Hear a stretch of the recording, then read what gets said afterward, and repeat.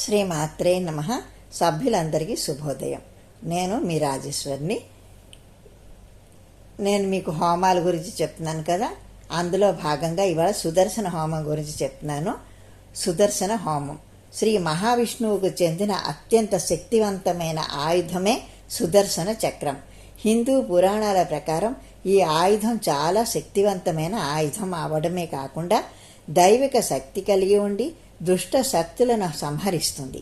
మానవుని జీవితంలో లేదా కుటుంబంలో జరుగుతున్న ప్రతికూల అంశాలకు కారణమైన దుష్ట శక్తుల నుండి రక్షింపబడడానికి, నరదృష్టి తొలగించుకోవడానికి ఈ సుదర్శన హోమం చేయడం జరుగుతుంది. ముఖ్యంగా గృహప్రవేశ సమయంలో మరియు మిగిలిన శుభకార్యాల సమయంలో కూడా సుదర్శన హోమం నిర్వహించబడుతుంది.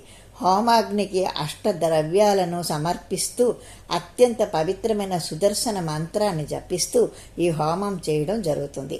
మానవుని జన్మ నక్షత్రం ఆధారంగా నిర్ణయింపబడిన ముహూర్తాన్ని అనుసరించి ఈ హోమం కూడా చేయడం జరుగుతుంది. ఇది